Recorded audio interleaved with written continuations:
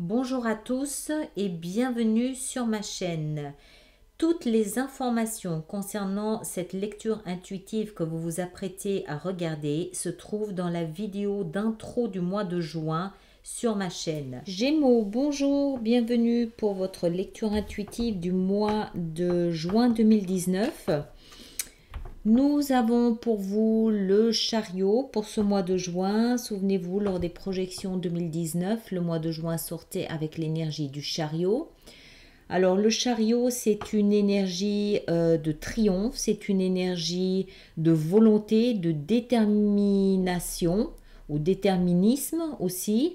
C'est une énergie, le chariot, de communion entre ce que vous hésitez et ce que vous voulez. C'est l'énergie de celui qui est déterminé. Il est déterminé, il a réussi à unifier en lui ses doutes avec ses volontés, ses désirs, ses craintes. Il a réussi à amener une forme de paix, de sérénité intérieure qui lui permet d'affirmer que c'est cette direction-là que je veux prendre. Et peu importe ce qui se passe, ce qu'on me dit, ce qu'il y a sur mon chemin, je vais m'y rendre parce que je sens au fond de moi que c'est ce qui est juste, que c'est ce que je dois faire et que c'est là où je dois me rendre. C'est être en harmonie entre sa tête, son cœur, son corps. C'est savoir ce qu'on veut et réunir toutes les forces, tout ce qu'il faut pour s'y rendre et le plus vite possible. C'est une énergie positive, c'est une énergie d'action, c'est une énergie forte, de puissance, de triomphe. C'est vraiment, en plus c'est le mois de juin, c'est votre mois, donc c'est comme si vous arriviez à la fin de quelque chose, d'un cycle, et que enfin en rentrant dans votre maison, ce que je veux dire par là, c'est que à la fin de votre cycle, à votre date anniversaire, vous rentrez quelque part, le soleil est à nouveau chez vous, donc vous rentrez à nouveau chez vous. C'est comme si enfin, ça y est, vous reveniez d'un long voyage et que maintenant vous savez très exactement où vous voulez aller et comment vous voulez y aller. D'accord? Regardez, il prend les rênes de ce chariot dans les mains et il décide où il mène son chariot. Ça, c'est l'énergie que vous avez à disposition. Une grande, forte volonté. Il est beaucoup question de denier chez vous et d'épée. Donc, ça veut dire il n'y a pas beaucoup d'émotions là. Il n'y en a même pas du tout. Il n'y a pas beaucoup d'émotions, il y a beaucoup de deniers et il y a beaucoup d'épées. Donc beaucoup de valeurs, beaucoup d'argent, de patrimoine, de possession et beaucoup de réflexion, voire de communication. Vous entrez dans le mois avec la 7 de denier et la 5 de denier. Vous finissez le mois de mai, vous entrez dans le mois de juin avec une énergie de bilan. Vous faites le point. Vous n'êtes pas bien là où vous êtes. D'accord? C'est normal, je pense que vous commencez à sentir que le soleil va revenir chez vous et que ça va être le moment de bouger. Vous n'êtes pas bien. Vous vous sentez mis à l'écart, vous ne vous sentez pas à votre place. Vous avez le sentiment que la vie ou qu'on vous a un peu oublié. Vous êtes mis un peu sur le côté. Vous avez l'impression que vous avez fait beaucoup d'efforts mais que vous n'avez pas le fruit de tous les efforts que vous avez investis. Qu'au contraire, la récolte est maigre, eu égard à tout ce que vous avez mis dedans, tous les efforts, tous les espoirs. Vous n'êtes pas à votre place. Vous n'êtes pas au bon endroit, vous n'êtes pas à votre place. D'accord? C'est une énergie de malaise. Vous êtes pas bien là où vous êtes. Il y a quelque chose qui ne va pas. Alors, qu'est-ce que vous voulez le plus? Vous voulez collaborer. Vous voulez être entouré de collaborateurs, de partenaires, d'experts, de gens qui savent, de gens qui peuvent vous initier, de gens qui vous prennent sous leur aile, pour vous apprendre, pour vous montrer le chemin ou vous montrer comment faire pour bien faire ou mieux faire. Vous êtes là avec ça dans une position d'humilité. Vous comprenez que vous n'êtes pas forcément le meilleur actuellement dans ce que vous êtes en train de faire et vous n'hésitez pas à demander l'appui et l'avis de gens plus expérimentés que vous, mieux formés que vous, plus aguerris que vous, plus avertis que vous. Vous n'hésitez pas à le faire. Vous avez cette force de vous montrer humble, de vous mettre à l'écart et de laisser les autres vous montrer quelque chose, vous apprendre quelque chose. Vous voulez être pris en charge, mais pas dans le sens de la victime qui veut pas faire. Vous prenez conscience que vous n'êtes pas, vous n'avez pas la force et la puissance que vous aimeriez avoir. Et vous comprenez que vous allez devoir aller chercher cette force et cette puissance auprès de ceux qui l'ont actuellement. Et ils vont vous prendre sous leur aile, ils vont vous aider, ils vont vous apprendre, ils vont vous montrer. Vous voulez collaborer, vous voulez du partenariat. Vous voulez plus être seul parce que vous avez conscience que vous apprendrez beaucoup plus en allant voir ceux qui savent. Il y a toute une notion ici de valorisation. Vous avez quelque chose, vous avez une volonté de valoriser quelque chose, que ce soit une compétence que vous avez, que ce soit une idée que vous avez, que ce soit vous, peut-être aussi tout simplement vous valorisez. Et vous comprenez, c'est peut-être le travail que vous avez fait cette année et avec le soleil qui revient dans votre maison, vous comprenez, il y a deux choses essentielles. Il y a cette force que vous avez de vous mettre dans une position de retrait, d'observateur, dans une position d'humilité, et cette force aussi que vous avez d'aller vous adresser à ceux qui savent, selon vous, mieux ou différemment, pour apprendre d'eux, pour être conseillé, pour être guidé, pour être épaulé dans ce que vous avez envie de faire. D'accord? Mais tout ça dans le but de soit valoriser une compétence, soit valoriser une idée, une petite entreprise, une start-up ou quelque chose, où vous valorisez vous aussi peut-être. Encore une fois, tout ça, c'est tout des deniers. Donc, il y a beaucoup de notions de valeur. Ce qui va vous aider, c'est l'as de denier. L'as de denier, alors là, ça devient un peu complexe. C'est le nouveau départ, concret, tangible, réel dans la matière. Mais c'est un nouveau départ, celui-ci, qui vient de vous.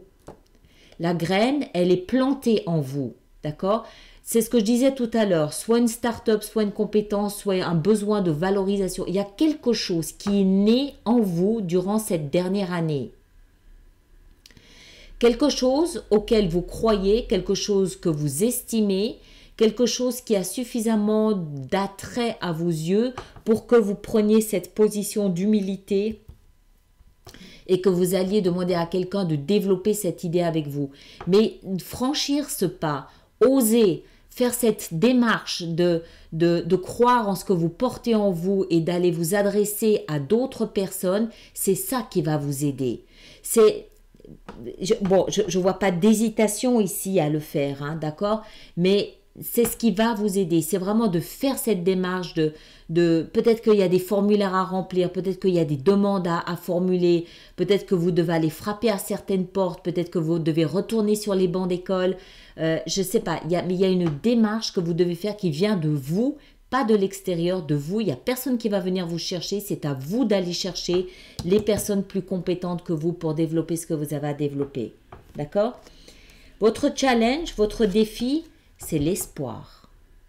Alors, moi, ce que je comprends là-dedans, c'est que pour moi, ça fait une année que vous nourrissez quelque chose, que vous portez cette graine, hein, cette graine que vous la portez en vous, ça fait une année.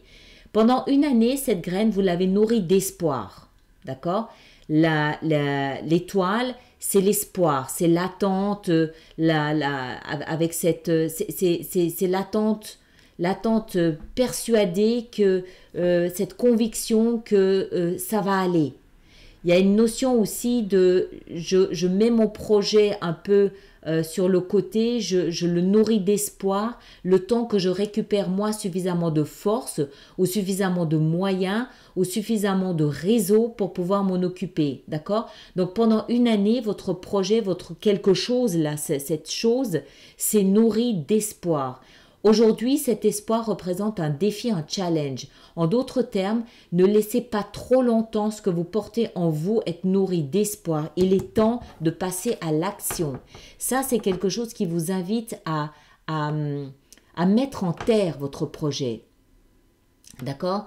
Là, c'était nourri dans votre tête, dans votre cœur. C'était planté dans votre cœur, planté dans votre tête. Vous avez peaufiné, vous avez fantasmé, vous avez imaginé, vous y avez cru, vous en avez peut-être même parlé, je ne sais pas, mais vous aviez nourri votre projet d'espoir. Aujourd'hui, il faut concrétiser ce projet. D'accord? Le maintenir dans l'espoir trop longtemps le ferait peut-être mourir dans l'œuf. Méfiez-vous de ça, puisque c'est dans le défi. Dans votre vie sentimentale, vous avez le chevalier d'épée. Alors, communication, échange, courrier, lettres, Internet peut-être aussi. Ça va vite, c'est quelque chose de rapide, d'accord? Il n'y est pas forcément question d'émotion, il est question d'échange. Voilà. Alors, ce que ça veut dire, c'est que si vous êtes en couple, vous allez passer par une phase de communication intense. Vous avez besoin de communiquer, vous avez besoin de mettre des choses à plat, vous avez besoin de discuter, vous avez besoin de faire valoir votre point de vue, vos idées, vous avez besoin de poser votre vérité sur la table. Si vous n'êtes pas en couple, il est possible que vous soyez en échange, en communication avec quelqu'un qui vous intéresse. D'accord?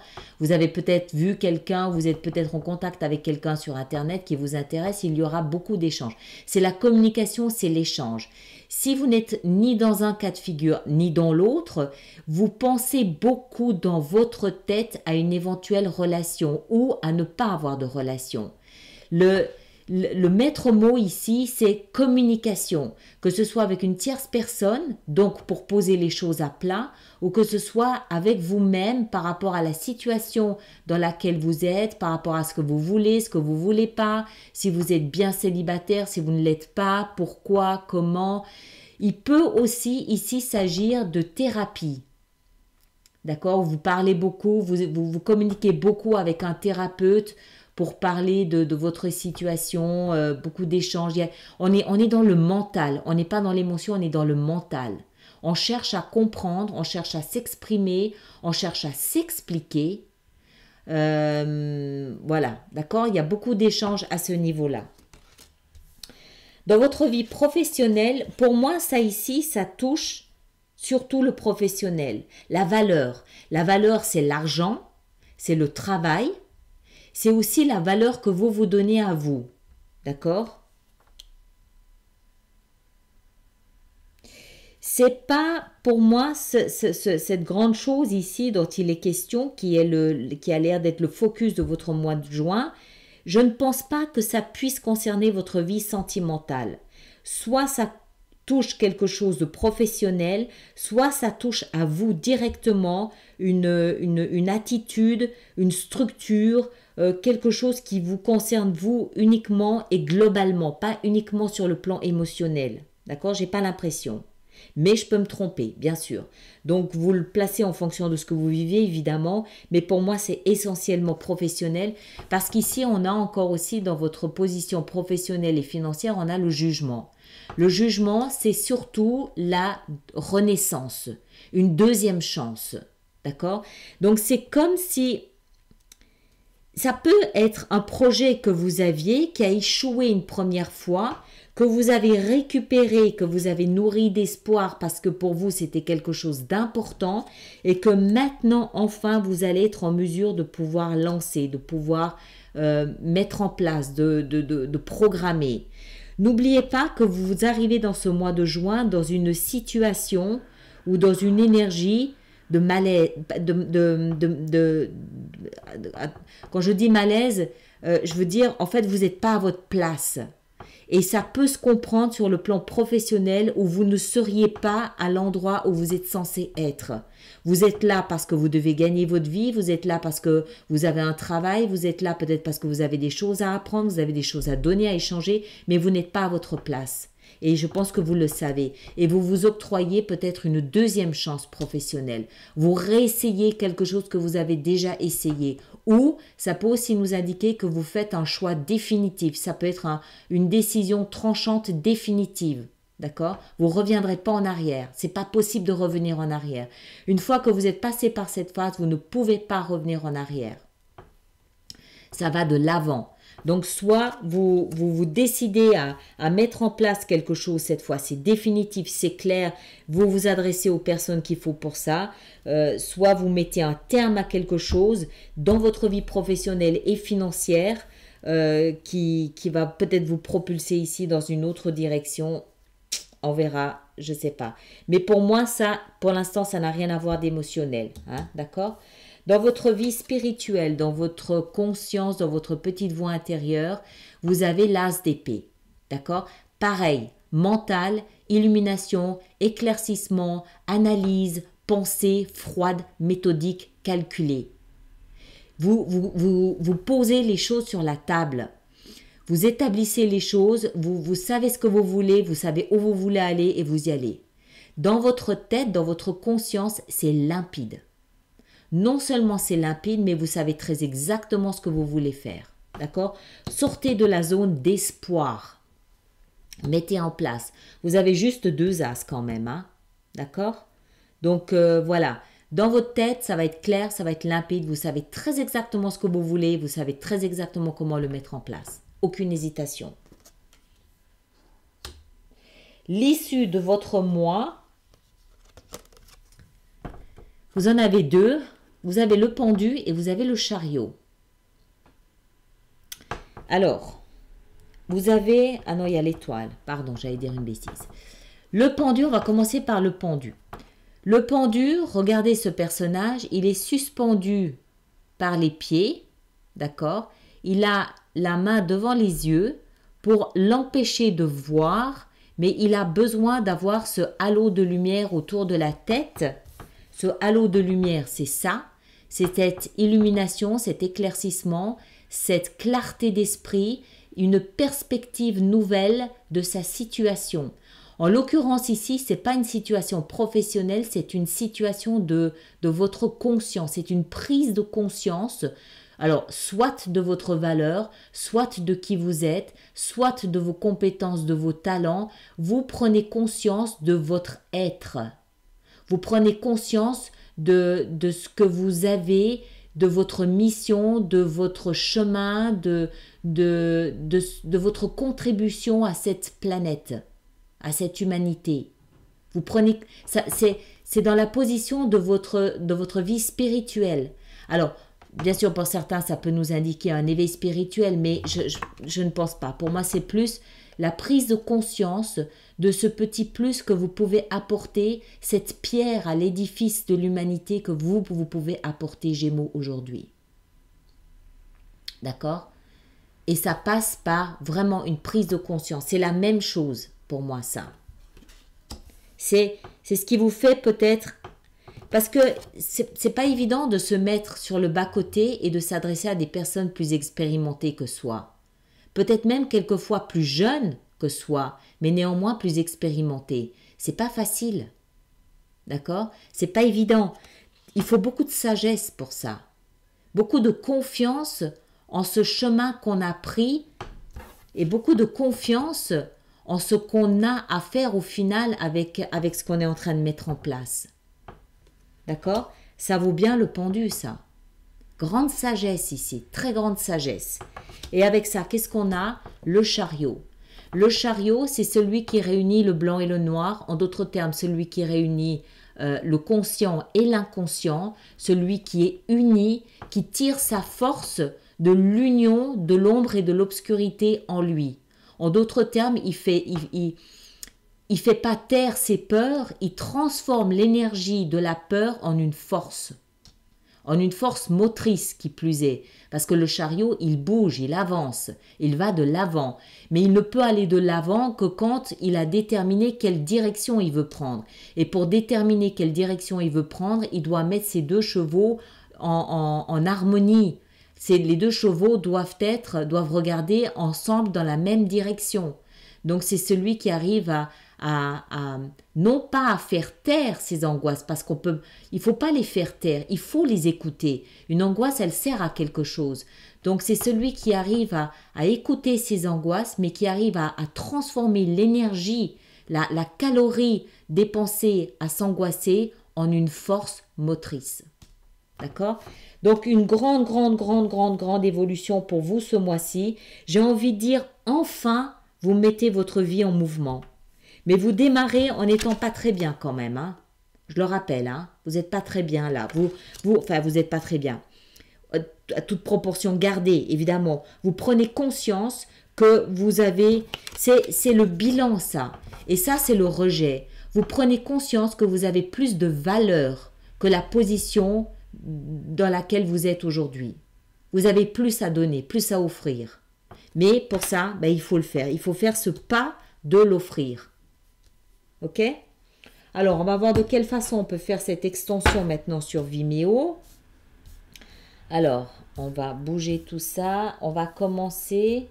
Et puis, vous avez juste 2 fois le chariot. J'ai oublié de le souligner. Hein. C'est l'énergie de fond, votre toile de fond, mais vous l'avez ici aussi en fin de mois, le chariot. J'ai mon gros doigt dessus. Voilà. Hein? Alors, où est-ce qu'on va en mettre? On va en mettre sur le bilan que vous faites, la 7 de denier. Qu'est-ce qu'on peut mettre là-dessus? Comment est-ce qu'on peut éclaircir la 7 de denier?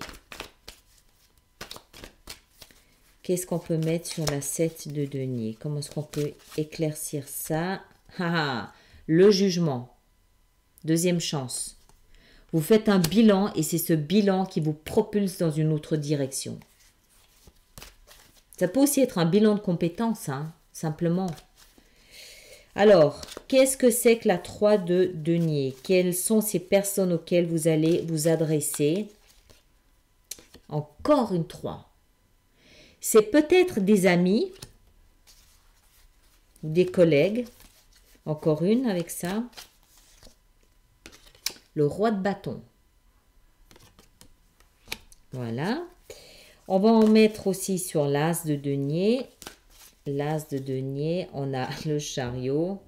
Remarquez le même cercle, d'accord, qui rappelle le temps. Qui rappelle le temps. On va en mettre une sur l'étoile, le challenge. Le chevalier de coupe. Je ne sais pas trop ce qu'il fait là. On va voir ça plus tard. Votre chevalier d'épée dans votre vie sentimentale. La vie sentimentale, on a le fou. Encore une. La 6 de coupe, très jolie. Et encore une. 2 de bâton. Un peu bizarre. Je ne sais pas ce que ça fait là non plus. 2 de bâton, ça m'étonne. Le jugement de la vie professionnelle. Le jugement de la vie professionnelle. On a la 7 de coupe. Encore une. L'as de denier. Encore un. Vous avez beaucoup de cartes en double. Hein.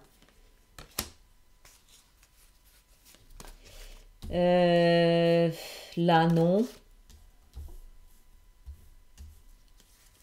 Là, on va en mettre une sur les deux, le pendu et le chariot. Et on a le valet d'épée. Voilà. Ok, très bien. Je verrai sur Vimeo si j'en rajoute. Juste que vous sachiez, en dessous, vous aviez l'as de coupe. D'accord? Voilà. L'as de coupe, donc vous avez un paquet d'as quand même. Bon, je vais voir sur Vimeo si j'en rajoute par-ci, par-là.